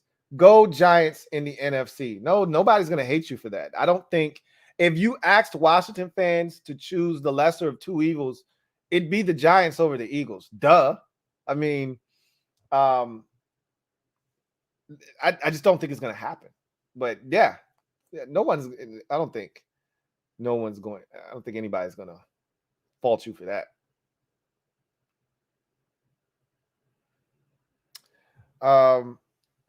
Big Money Sonny, thank you for the super chat. Greatly appreciate you, my guy. Big Money Sonny writes, bro, you got me catching strays. I'm family. Look, I already told you, I got to protect myself, man. Hey, sometimes it can be a little dicey, man. Don't blame me. Blame luck for this, okay? Do not try to point the finger at me. I didn't do anything wrong. I'm just protecting myself, okay? And sometimes some of these comments be a little questionable. And I've told you guys this. I said, make it very concise and easy to read and not open-ended.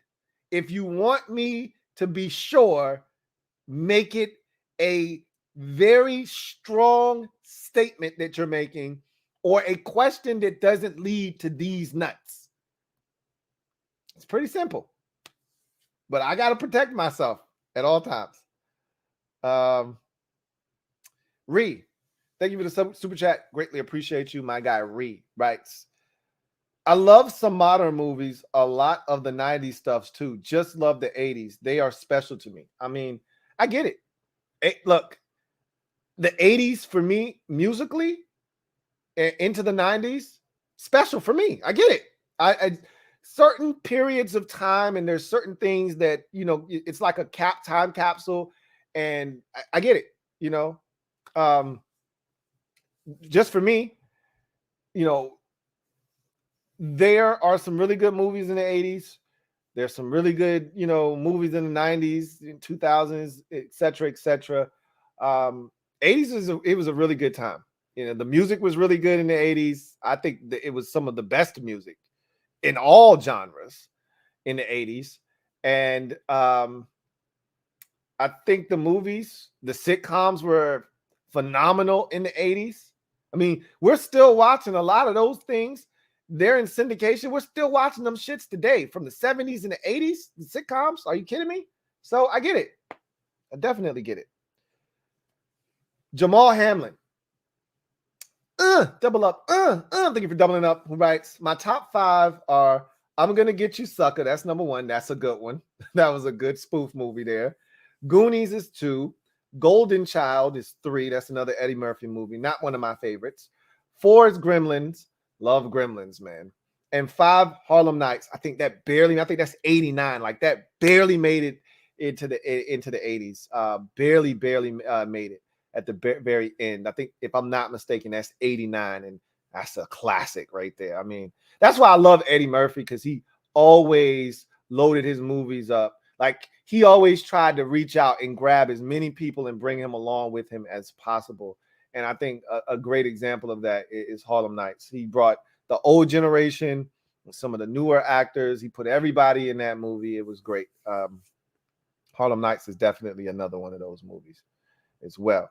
Luck, thank you for the super chat. Greatly appreciate you. Thank you for being a member of the MOBB, who writes, you safe tonight. I'm on the highway driving with the knees tonight, Lou. I got you next stream, though. You know I still don't trust you, right? You know, that's how you trying to soften me up. Or as a wise man once said, fattening up frogs for snakes, right? I don't trust you. But that's good to know, but I'm still on high alert. Always. Ree, thank you for the super chat. Greatly appreciate you. My guy Ree writes, Eddie has a new movie coming out. You People with Jonah Hill. Yeah, I've seen the preview for it multiple times. Looks like it's actually going to be a good movie. The last movie that he had was phenomenal, which was the Dolomite movie. Oh my God, it was so good. So, I mean, that wasn't the last movie. Actually, Coming to America 2 was his last movie. It was okay, but you couldn't expect it to be even remotely close to the first one, especially after they did it so many years after the fact. I'm talking 30 years after the fact. But Dolomite, that was a good movie.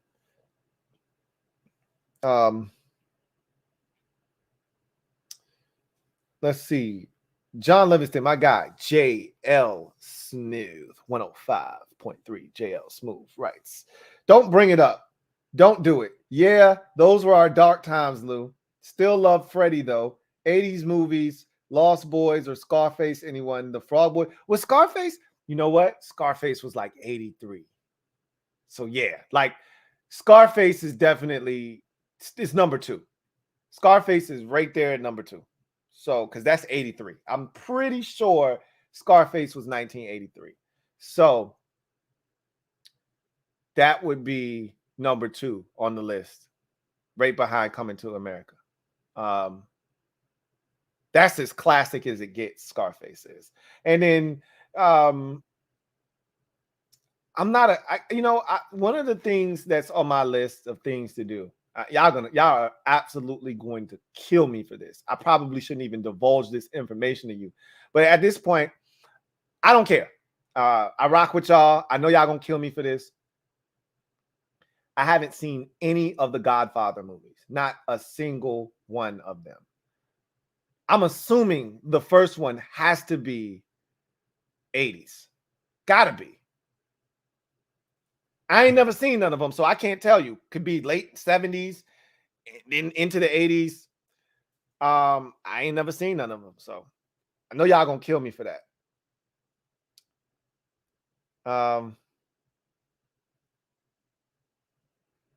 Joe Rockhead J, thank you for the super chat. Greatly appreciate you. My guy, Joe Rockhead J, writes, double up, let me double you up first and foremost, writes, I long for the Super Friends when you can smugly talk trash to the guys, especially LB, as we reign supreme over the division with more than 9 wins. I long for that day as well. I just don't know when it's coming. You know, that's the problem, is that what I have to do is a better job of controlling myself because our team isn't a team that you talk shit on behalf of because they usually don't back you up. They don't usually have your back. So I have to be careful with that because they're going to have me eating a lot of crow. And I'm not a big, double O guy. I'm not a big crow eater. So I gotta pace myself. This team is so frustrating because they don't give you a lot of ammunition. And then if you want to go out on a limb and talk shit, they did have my back this past year because we were 2-4 and I was still talking cash money. And I said, don't let me catch you outside in these streets undefeated. And they backed me up. So I will say that they did have my back once, but it ain't often. Joe Rockhead J, thank you for the super chat. Greatly appreciate you, my guy, Joe Rockhead J. Writes, the only thing that makes it hard to root for the Giants is the one season turnaround. Yep, I'm straight jealous. Look, I'm not mad at you for being jealous. I told you I'm envious. I envy the Giants, and I wanted that. I want coaching like that. I want an organization that gets it. I think their GM is going to help turn them around and make them an even better team that gives them longevity. I truly believe the Giants are going to be around for a while. I don't think this is a flash in the pan, here today, gone tomorrow type of operation. I think they're going to be good for the next 5 to 7 years. It's only the beginning. That's the scary part, is that if we don't get our shit together, we'll be at the bottom of the division by ourselves. It's not cool to be at the bottom of the division, but it always takes a bit of the sting off when you know you've got company. Every year you're like, hey, New York, y'all still down here? Yeah, we still down here. And that ain't gonna be the case no more. I remember watching the it was an ESPN, I forgot the name of the show that they used to do. And they did a little thing on Scott Hall. And this is when he was getting his life together. And he was doing the Diamond Dallas Page workout thing. And he was getting his shit together. And he told a story about when he used to be in the WWF. It was WWF then. I still call it the WWF. I know it's WWE. But they were in a hotel. Him and Shawn Michaels were in a hotel. And they were taking copious amounts of drugs and drinking alcohol. And it was like they were trying to kill each other, right? And so he said he was barely alive.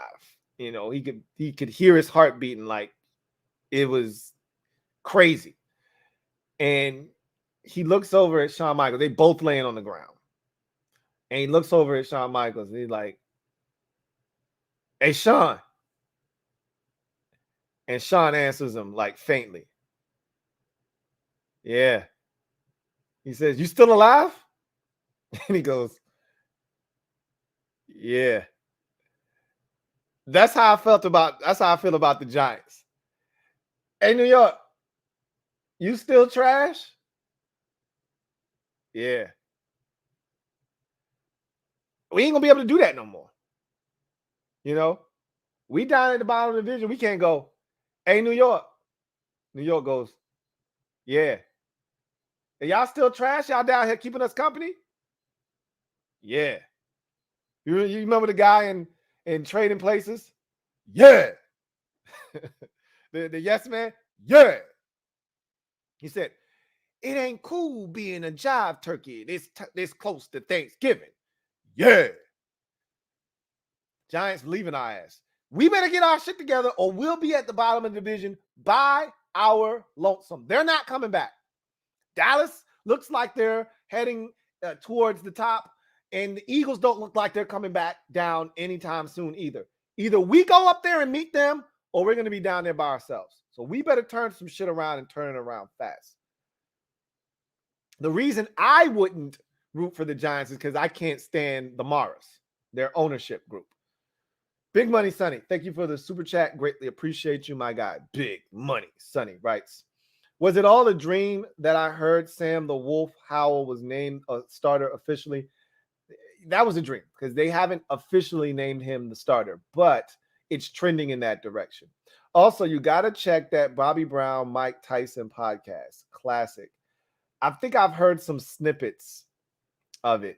I heard a podcast with Mike Tyson on it. I know he's got the hot boxing with Mike Tyson podcast, but is that a thing? Is that a real thing with him and Bobby Brown? That'd be pretty cool if it is. Because both of those dudes was running shit in the 80s. I bet they got some stories to tell. Joe Rockhead J, thank you for the super chat. Greatly appreciate you, my guy. Joe Rockhead J writes, I saw Coming to America the night that Tyson fought Spinks. The fight started while we were in line for tickets and was over before we actually got them. That's how those fights were back in the day with Mike, man. They didn't last very long. You blinked and you missed it. For sure. AVL1.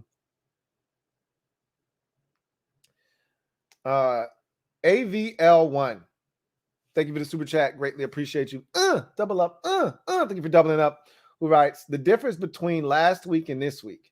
Dak embarrassment or coaching? Oh, yeah. Maybe TB imposters hanging on Tom Brady. The difference was probably Dak. I think they probably did a better job of putting Dak in positions to succeed tonight. Like, he had answers for everything. But that's not to say that wasn't the case last week.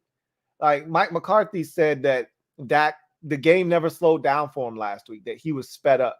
Maybe Washington's defense had something to do with that, because the Buccaneers defense definitely, they weren't around. Like, there were a lot of open receivers. Even last week when Dak played against Washington, guys were being blanketed. You know, it was tight coverage. There wasn't a lot of open receivers. There are a lot of open receivers tonight, you know, easy throws for Dak to make. And then once he got into the zone and he had to start zinging them into some tight windows, he was able to do that because he had that rhythm at that point. So I think it was probably more on Dak, less on the coaching staff, but you never know. Sometimes, you know, the staff doesn't do a really good job of, you know, getting a quarterback. Like, my biggest thing is with a quarterback, I don't give a damn if your name's Aaron Rodgers, Tom Brady, Dak Prescott, or if you're Brock Purdy or Zach Wilson or Justin Fields. To me, it is imperative that you get your quarterback some easy throws at the beginning of the game. Get them into a rhythm, get them feeling good. I didn't think the Buccaneers did that tonight. Like, get Tom Brady some easy completions. And there were some open receivers, and Tom just missed them. Like the Russell Gage throw at I want to say it was the first possession. Maybe it was the second one. He's wide open over the middle of the field, and Brady just throws it high. Like, I always want to see it's like a shooter. You want to see the ball go in the basket. Just get them some easy completions to get the game started. They didn't necessarily do that for Dak early in this game. But they tried. I shouldn't say that. They tried a wide receiver screen. Dak wasn't accurate with that. They tried a bootleg to CeeDee Lamb, and he dropped that. So they tried. You know, I thought they did a really good job.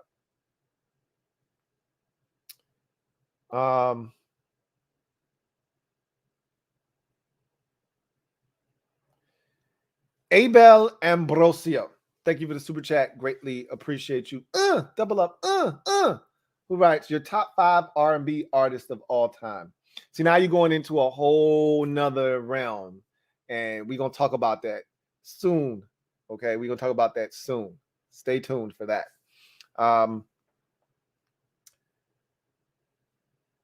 That is definitely a list that I would love to discuss, though. John Livingston, thank you for the super chat. Greatly appreciate you. My guy, JL Smooth, writes, Lou, we are in the same boat. Never seen any of the Godfather movies. Never watched The Sopranos. Get killed for it on a weekly in our group chat. At this point, it's just to piss them off. Sometimes you just got to do things for the culture. At some point, you just got to say, all right, enough is enough. I got to go back and watch this. And eventually I will. Now, I don't think I'll ever go back and actually watch The Sopranos. That's just too much. You're asking me to binge watch probably like 7, 8 seasons. I can't do it. But The Godfather, and I know these are some marathon movies. These are like 3-hour movies. I know what I'm signing up for. And I got to be in the right headspace to do it. But I'm pretty sure I'm going to enjoy those movies. I just got to carve out the time to sit down and watch them. And one day I will. I just haven't done it yet.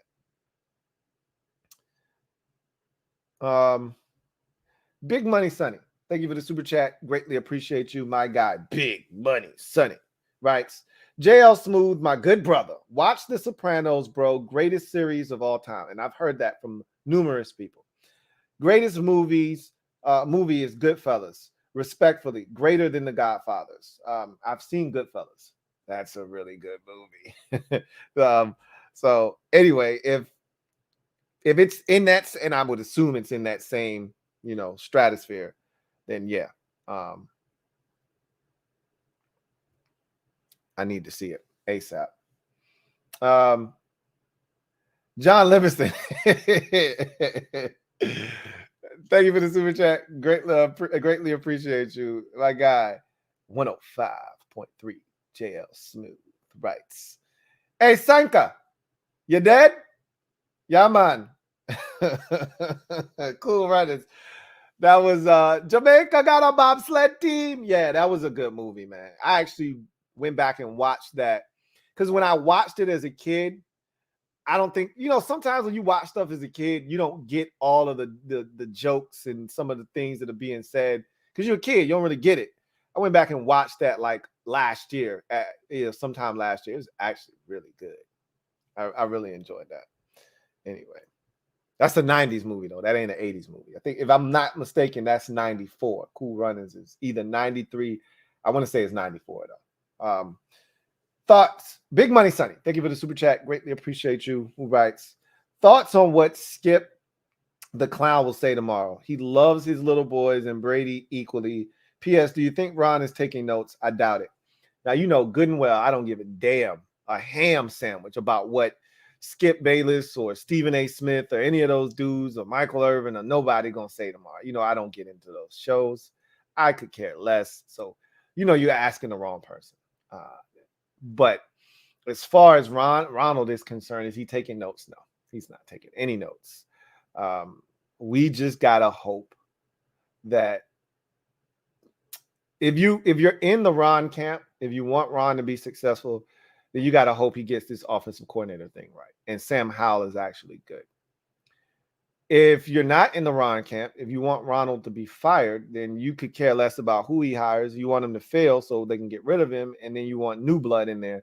And so I think the fan base is conflicted right now anyway, because I don't really know if they know what they want. Ree, thank you for the super chat. Greatly appreciate you, my guy. Ree writes, watch Breaking Bad, only 62 episodes. I've heard that's a really good series, Breaking Bad. And then they had a spinoff of that as well. Again, I've never been a Breaking Bad fan, but Bryan Cranston is a hell of an actor. So I know it's probably really good. Luck, thank you for the super chat. Greatly appreciate you. Double up. Thank you for doubling up. My guy Luck writes, Shatas, best movie in history of movies. That's a damn good movie. We just watched Shatas probably like 5 months ago at a cookout. What month are we in? January, right? Would it be hot 5 months ago? It would be, right? Yeah. I think it was about roughly like 5 months ago, 6 months ago. Never gets old. AVL1, thank you for the super chat. Greatly appreciate you. All right. So, Lou, what was the real difference between last weekend and this game? Dak comes out embarrassed or coaching? Please don't say how. Go Monarchs. I've already answered that. We already talked about that. I thought the difference was he was more confident. He got into a rhythm. The game slowed down for him. There was a lot there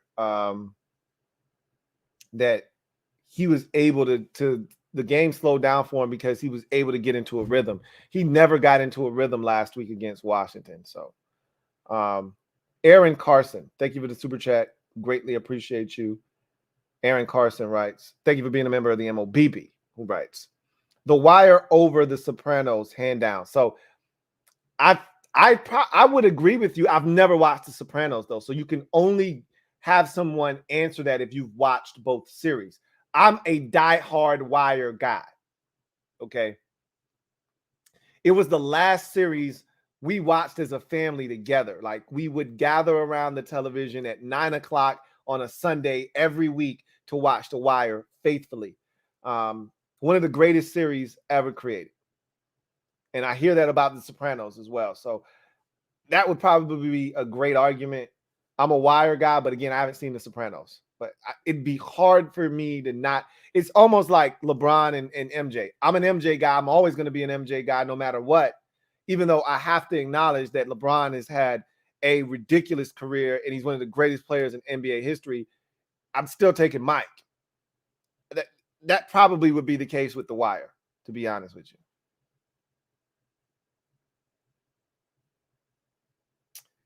Big Money Sonny, thank you for the super chat. Greatly appreciate you. My guy, Big Money Sonny writes, Ron. Carson Wentz is crazy. Ron. Sopranos, baby. I'm with Aaron on this one. I'm sorry. I'm with Ron on this one. Even though I haven't seen The Sopranos, I will admit. Luck, thank you for the super chat. Greatly appreciate you. My guy, Luck, writes, funny story. When I was locked up in Cheltenham, I'm assuming that's some type of incarceration facility. Shatas was the only movie we had. That's not necessarily the best movie to be showing in that environment. That's actually ironic if they were showing that in jail. He says we watched it at least 5 times a day for over a year. That's just great. Send somebody to prison, show them Shatas 5 times a day for a year, and then send them back into Gym Pop. Send them back into society. Good job, justice system. That's crazy, man. Joe Rockhead J, thank you for the super chat. Greatly appreciate you. Who writes, best thing about finally watching The Godfathers is that so many references and imitations make sense, from cartoons to sitcoms. Yeah, you hear it all the time. I heard so many of them that you just know where they come from, right? Like my wife used to make fun of me because I had never seen Boomerang, right? I had never seen the movie Boomerang, but I had heard the Marcus, I'm not wearing any panties. I'd heard that before many a times, so I knew where it came from, but I'd never seen the movie.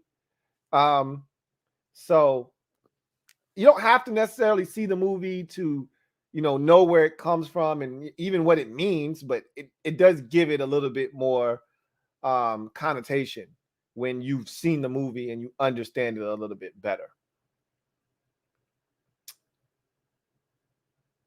All right, Big Money Sonny, thank you for the super chat. Greatly appreciate you. Who writes, say it with me, Lou. Cheltenham. Oh, Cheltenham. Hey, look, man. You got to forgive me. Cheltenham. Gotcha. Cheltenham.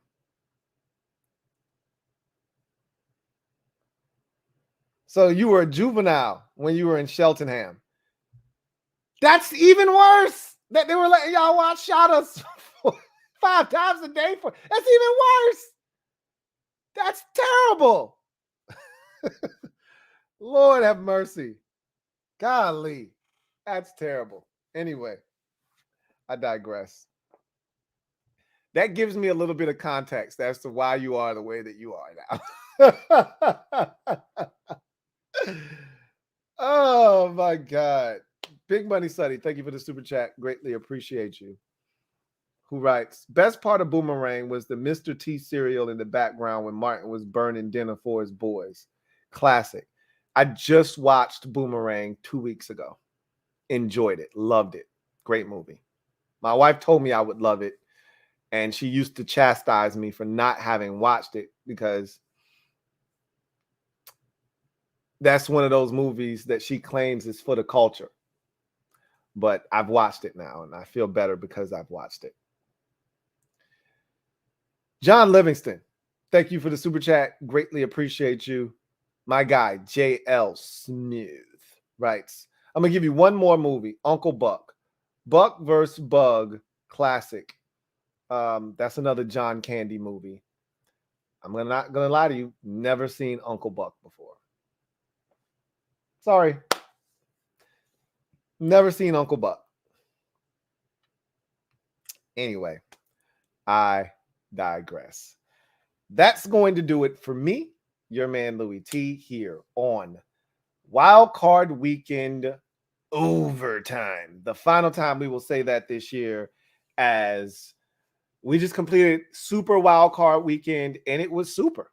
You know, of the 5 games, 3 of them were outstanding, and we got a bit of a snoozer today, but you know what? That's who the Buccaneers have been all season long. So it is what it is. Dallas advances to the divisional round where they'll take on the San Francisco 49ers.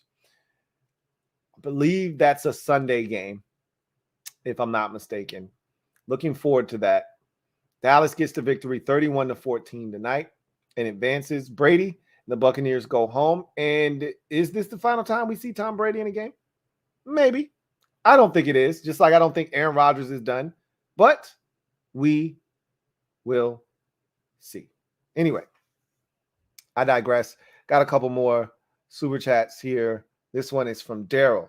Thank you for the super chat. Greatly appreciate you.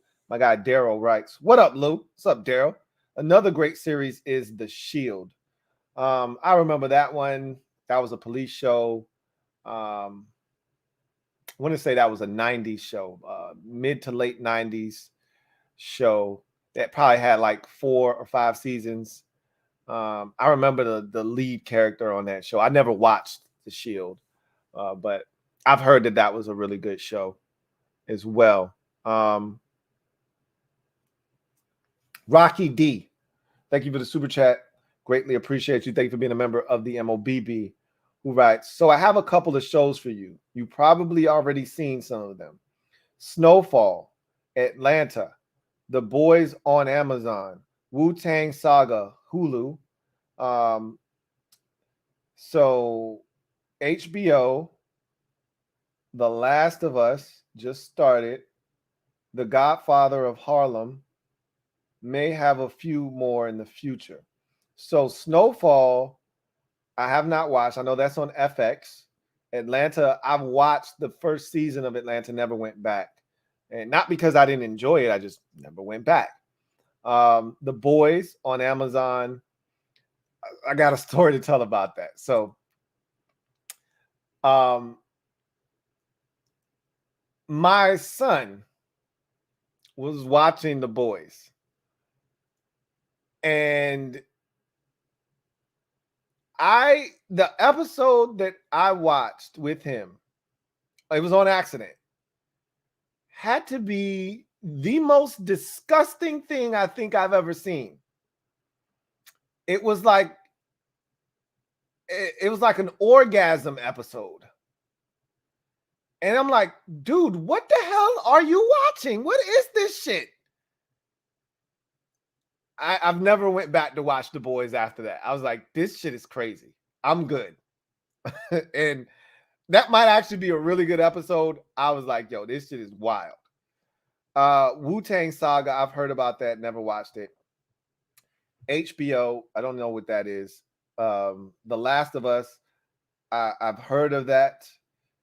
And The Godfather of Harlem, I've never heard of that. I don't think I've heard of that. But I think a lot of those are good shows. I heard Snowfall is really good. That's one of those shows I just need to sit down and start watching it. I just never have. Atlanta, like I said, I've watched the first season and I just never went back.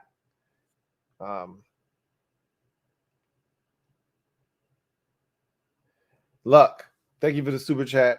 Greatly appreciate you. My guy Luck writes, take the weed and leave the what? You definitely watched that movie way too much. Big Money Sonny, thank you for the super chat. Greatly appreciate you. Big Money Sonny writes, Lou, I need the plug for that blanket behind you. I only have a Washington football team one. Also, go Chiefs. And what do you think about Bill's QB coach as a candidate? I thought Ron would go sniffing around that Bills staff because he's familiar with a lot of those guys because of their Carolina Panther ties. I just assumed he'd be sniffing around their staff looking for any crumbs that may be falling by the wayside. But surprisingly, to this point, we haven't heard any of that. But that doesn't mean it won't happen.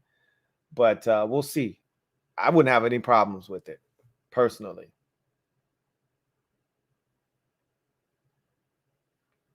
Ree, thank you for the super chat. Greatly appreciate you. My guy Ree writes, Lost was a great show too. Never watched it, but it hung around it had a nice little run, so I'd assume that it was really good.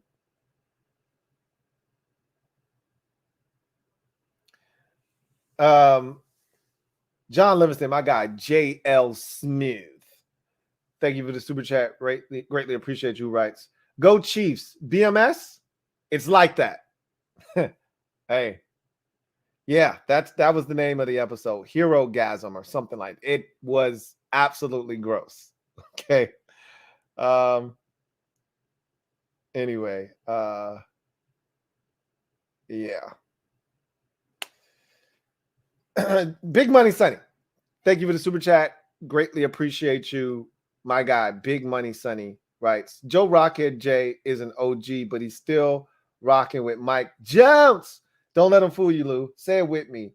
Back then, they didn't want me. Now I'm hot. They all on me. You know what it is. Anyway. All right. That was fun and unexpected, but fun nonetheless.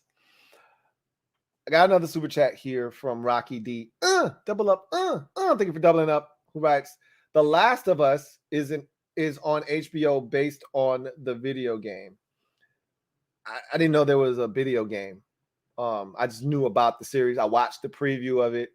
I was like, looks interesting. I hadn't decided on whether I was going to watch. I hadn't committed to watching it, but I didn't know it was based off of a video game. So that's good to know. Probably would enhance the viewing pleasure if I did play the video game. That way you could make comparisons between the game and the show, which is what we like to do as humans. But I don't have to play the game to watch the series and be entertained. But anyway, I digress. That's going to do it for me, your man Louie T. I thank you guys for joining me. This felt like a podcast episode. This was a lot of fun. I look forward to chopping it up with you guys in the near future.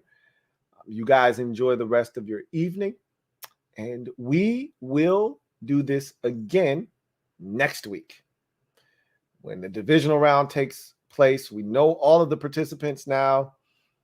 We'll start off the weekend with Jags at Kansas City. We'll cap off that night with Eagles and Giants. We go to Sunday. We'll start it off with Buffalo and Cincinnati, I think, and we'll finish it off with Dallas at San Francisco next weekend. Should be a lot of fun. Bart Scott, can't wait. Until next time, you guys have a good one. God bless. Good night.